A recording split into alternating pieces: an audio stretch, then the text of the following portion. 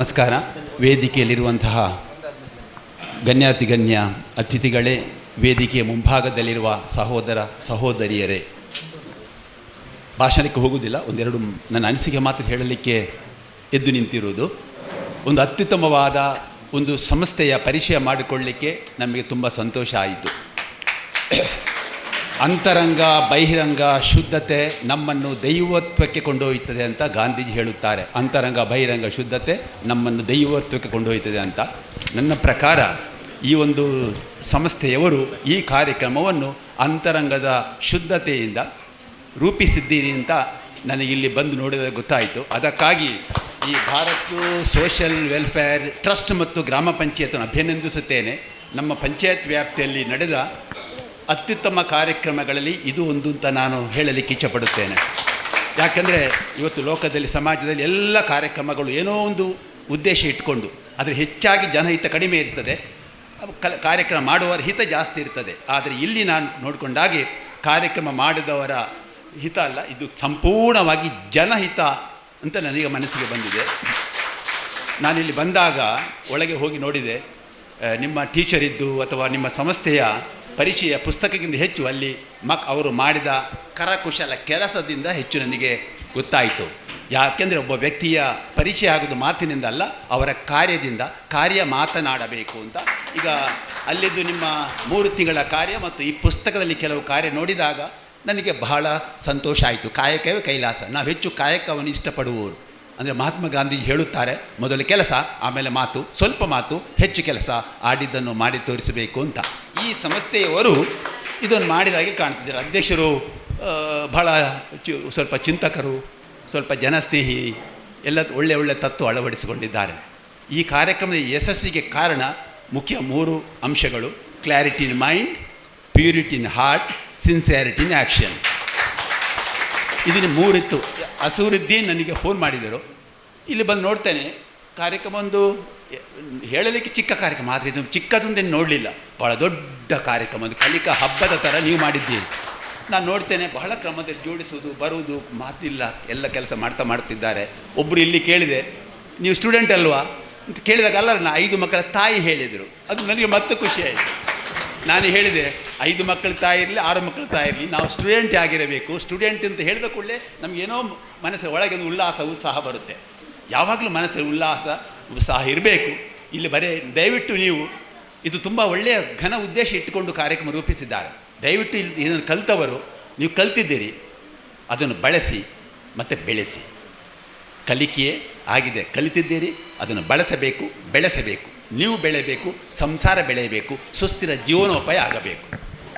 ಒಂದು ಹೇಳಲಿಕ್ಕೆ ಇರುವುದು. ಯಾಕೆಂದರೆ ಇಲ್ಲಿ ಸಾಮಾನ್ಯವಾಗಿ ಇಂಥ ಕಾರ್ಯಕ್ರಮಗಳಲ್ಲಿ ಈ ಫೋಟೋಕ್ಕೆ ವಿಡಿಯೋದ ಮುಂದೆ ನಾವೆಲ್ಲ ಬರೋದು ಬಹಳ ಕಡಿಮೆ, ತಪ್ಪಿಸಿಕೊಳ್ತೇವೆ. ಆದರೆ ಇಲ್ಲಿ ಫೋಟೋದ ಮುಂದೆ, ವಿಡಿಯೋದ ಮುಂದೆ ಧೈರ್ಯವಾಗಿ ನಿಂತಿದ್ದೀರ ಅಂದರೆ ನನಗೆ ಟೈಲರಿಂಗಿಂತ ಹೆಚ್ಚು ನಿಮ್ಮ ಆತ್ಮಶಕ್ತಿ ವೃದ್ಧಿಸುವುದು ನೋಡಿ ಸಂತೋಷ ಆಯಿತು. ಆತ್ಮಶಕ್ತಿ ವೃದ್ಧಿಸದಿದ್ದರೆ ಬೇರೆ ಯಾವುದೇ ಕೌಶಲ್ಯ ನಮಗೆ ನೆರವಾಗುವುದಿಲ್ಲ. ಆತ್ಮಶಕ್ತಿ ವೃದ್ಧಿಸಿ ಸುಸ್ಥಿರ ಅಭಿವೃದ್ಧಿ ಸಾಧಿಸಿ. ಒಂದು. ಎರಡನೆಯದ್ದು, ಮಹಿಳೆಯರಿಗೆ ತರಬೇತಿ. ಜಾಗೃತ ನಾರಿ ಪ್ರಗತಿಗೆ ದಾರಿ. ಹೆಣ್ಣೊಂದು ಕಲಿತರೆ ಶಾಲೆಯಿಂದ ತೆರೆದಂತೆ. ಸ್ತ್ರೀ ಶಕ್ತಿ ನಮ್ಮ ಶಕ್ತಿ. ಸ್ತ್ರೀ ಶಕ್ತಿ ಸಂಸಾರದ ಶಕ್ತಿ. ಸ್ತ್ರೀ ಶಕ್ತಿ ಸಮಾಜದ ಶಕ್ತಿ. ಸ್ತ್ರೀ ಶಕ್ತಿ ದೇಶದ ಶಕ್ತಿ. ಸ್ತ್ರೀ ಶಕ್ತಿ ವಿಶ್ವದ ಶಕ್ತಿ. ಈ ಶಕ್ತಿಯನ್ನು ಬೆಳೆಸಲಿಕ್ಕೆ ಈ ಭಾರತ್ ವೆಲ್ಫೇರ್ ಟ್ರಸ್ಟ್ ನೀವು ಕೆಲಸ ಮಾಡುವುದು ತುಂಬ ಒಳ್ಳೆಯದು. ಬಾಬಾ ಅಂಬೇಡ್ಕರ್ ಹೇಳಿದ್ದಾರೆ, ಒಂದು ಊರಿನ, ಒಂದು ದೇಶದ ಪ್ರಗತಿಯನ್ನು ಅಳೆಯಬೇಕಾದರೆ ಆ ಊರಿನ, ಆ ದೇಶದ ಮಹಿಳೆಯರ ಸ್ಥಿತಿಗತಿ ಹೇಗುಂಟು, ಅದರ ಮೇಲೆ ಒಂದು ಸಂಸಾರದ ಸಮಾಜದ ಪ್ರಗತಿಯನ್ನು ಅಳೆಯಬಹುದು ಅಂತ.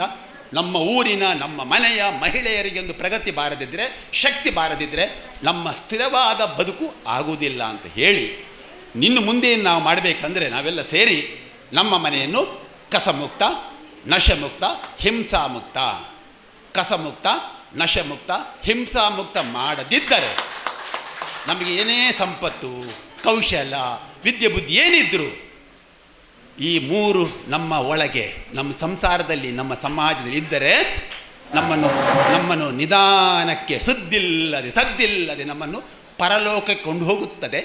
ಕಸ, ನಶೆ, ಹಿಂಸೆ. ತಾವು ಮಾಡಬೇಕು. ಒಂದು ಇಲ್ಲಿಗೆ ತರಬೇತಿ ಪಡೆದವರು ಆದಷ್ಟು ಬೇಗ ನಿಮ್ಮ ಮನೆ ಸ್ವಚ್ಛ ಮನೆ, ಸ್ವಾಭಿಮಾನಿ ಕುಟುಂಬ ಅಂತ ಒಂದು ಘೋಷಣಾ ಪತ್ರವನ್ನು ಗ್ರಾಮ ಪಂಚಾಯತಿ ಕೊಡಬೇಕು. ನನ್ನ ಮನೆ ಸ್ವಚ್ಛ ಮನೆ, ಸ್ವಾಭಿಮಾನಿ ಕುಟುಂಬ ಅಂತ ಒಂದು ಘೋಷಣಾ ಪತ್ರ ಕೊಟ್ಟರೆ ನಿಮ್ಮ ಮನೆಗೆ ಒಂದು ಶಕ್ತಿ ಬರುತ್ತೆ. ಸಂಪೂರ್ಣ ಸ್ವಚ್ಛತೆ ಇರುವಲ್ಲಿ ದೇವರು ನೆಲೆಸುತ್ತಾರೆ.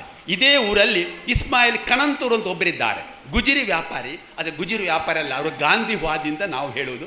ದೊಡ್ಡ ಮನುಷ್ಯ ಅವರು. ಅವರ ಮನೆ ನೋಡಲಿಕ್ಕೆ ಊರ ಪರವೂರ ದೇಶದ ವಿದೇಶಿಗರು ಬಂದು ಅವರ ಮನೆ ನೋಡುತ್ತಾರೆ. ಅವರ ಮನೆ ಸಾಕ್ಷರ ಮನೆ, ಸ್ವಚ್ಛ ಮನೆ, ಸೋಲಾರ್ ಮನೆ, ಹಸಿರು ಮನೆ. ಯಾರ್ದು? ಇಸ್ಮಾಯಿಲ್ ಕಣಂತೂರು. ದಯವಿಟ್ಟು ತಾವು ಸ್ವಚ್ಛ ಮನೆ, ಸ್ವಾಭಿಮಾನಿ ಕುಟುಂಬ ಒಂದು ಪತ್ರ ಕೊಡಬೇಕು ಅಂದರೆ ನಿಮ್ಮಲ್ಲಿ ಏನಿರಬೇಕು? ಮನೆಯ 3 ಕಸ ಉಂಟು: ಹಸಿ ಕಸ, ಒಣ ಕಸ, ಅಪಾಯಕಾರಿ ಕಸ. ಈ 3 ಕಸಗಳು ವಿಷ, ಒಟ್ಟಾದರೆ ಮಹಾವಿಷ. 3 ಕಸಲಿ ಹಸಿ ಕಸವನ್ನು ಬೇರೆಯೇ ಮಾಡಿ ಮನೆಯಲ್ಲಿ ಚಿಕ್ಕ ತೊಟ್ಟಿ ಪಿಟ್ಟು ಮಾಡಿ ಅದಕ್ಕೆ ಹಾಕಿ ಅದರ ಗೊಬ್ಬರ ಮಾಡಿದರೆ ಗಿಡಕ್ಕೆ ಆಹಾರ. ನಾವು ಅಕ್ಕಿಯನ್ನು ಅನ್ನ ಮಾಡಿ ತಿಂದ ಹಾಗೆ ಗಿಡಕ್ಕೆ ಆಹಾರ. ಮರ ದೇವರು ಕೊಟ್ಟ ವರ, ಈ ಗಿಡಕ್ಕೆ ಆಹಾರ ಮಾಡಿ ಕೊಡಬೇಕು ಅಂತ. ಎರಡನೆಯದು ಒಣ ಕಸ. ಪ್ಲಾಸ್ಟಿಕ್ ಮತ್ತಿತರ ಕಸವನ್ನು ಅಪಾಯ ಮತ್ತು ಹಸಿ ಕಸಗೆ ಸೇರಿಸದೆ ಪ್ರತ್ಯೇಕವಾಗಿಟ್ಟರೆ ಇದು ಹಣ ಕಸ ಆಗ್ತದೆ. ಒಟ್ಟು ಒಣ ಕಸವನ್ನು ಪ್ರತ್ಯೇಕವಾಗಿ ಕಟ್ಟಿ ಇಡೀ ಗ್ರಾಮ ಪಂಚಾಯತಿ ಕೊಡಿ, ಅದು ಹಣ ಕಸ ಆಗ್ತದೆ, ರೀಸೈಕಲ್ ಆಗ್ತದೆ. ಮೂರನೆಯದು ಅಪಾಯಕಾರಿ ಕಸ.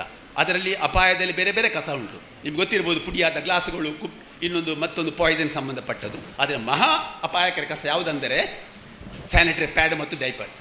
ಸ್ಯಾನಿಟರಿ ಪ್ಯಾಡ್ ಮತ್ತು ಡೈಪರ್ಸು 500ರಿಂದ 800 ವರ್ಷ ಕರಗುವುದಿಲ್ಲ. ಇವತ್ತು ನಮ್ಮ ಭೂಮಿಯಲ್ಲಿ, ನಮ್ಮ ಊರಿನಲ್ಲಿ ಎಲ್ಲ ಕಡೆ ಸ್ಯಾನಿಟರಿ ಪ್ಯಾಡ್ ಮತ್ತು ಡೈಪರ್ಸ್ಗಳು ರಸ್ತೆ ಬದಿಯಲ್ಲಿ, ಚರಂಡಿಯಲ್ಲಿ, ತೋಡಲ್ಲಿ ಇದೆ. ಇದು ದೊಡ್ಡ ಸಮಸ್ಯೆಗೆ ಕಾರಣ. ವಾಯುಮಾಲಿನ್ಯ, ಜಲಮಾಲಿನ್ಯ, ನೀರು ಮಾಲಿನ್ಯ ಆಗುತ್ತದೆ. ಪರಿಹಾರ ಏನು? ಪ್ಯಾಡ್ ಪ್ಯಾಂಪರ್ಸ್ ಬಳಕೆ ಮಾಡಿದರೆ ಮನೆಯಲ್ಲಿ ವೇಸ್ಟನ್ನು ಬೇರೆ ಮಾಡಿ ಬೇಸರಿಗೆ ಅಥವಾ ಕಾಂಪೋಸ್ಟಿಂಗ್ ಮೆಥಡಲ್ಲಿ ಅದನ್ನು ವಿಲೇವಾರಿ ಮಾಡಲಿಕ್ಕಾಗ್ತದೆ. ಆದರೆ ಪ್ಲಾಸ್ಟಿಕ್ ಥರದ ವಸ್ತುವನ್ನು ಬೇರೆ ಮಾಡಿ ಸ್ವಲ್ಪ ವಾಶ್ ಮಾಡಿ ಡ್ರೈ ಮಾಡಿ ಇಡಿ ನಮ್ಮ ಕಸದ ಘಟಕ್ಕೆ ಕೊಡಿ. ಇನ್ನೊಂದು, ಆ ಪ್ಯಾಡ್ ಮತ್ತು ಡೈಪರ್ಸನ್ನು ಬಳಕೆ ಮಾಡದಿರುವುದೇ ಒಳ್ಳೆಯದು. ಯಾಕೆಂದರೆ ಈಗ ಪರಿಸರ ಸ್ನೇಹಿಯಾದ ಬಟ್ಟೆ ಪ್ಯಾಡ್ ಬಂದಿದೆ, ಮುಟ್ಟಿನ ಕಪ್ಪು ಬಂದಿದೆ. ಅದನ್ನು ಬಳಸಿ ಅಂತ ನಾನು ಸ್ವಚ್ಛತಾ ರಾಯಭಾರಿಯಾಗಿ, ಇದು ಸ್ವಯಂ ಸೇವೆ ಕೆಲಸ, ಸಂಬಳದ ಕೆಲಸ ಅಲ್ಲ. ಸ್ವಚ್ಛತಾ ರಾಯಭಾರಿ ಅಂದರೆ ಇದೊಂದು ನಮಗೆ ಈ ಸೇವೆಗೆ ಅವಕಾಶ ಸಿಕ್ಕಿದೆ.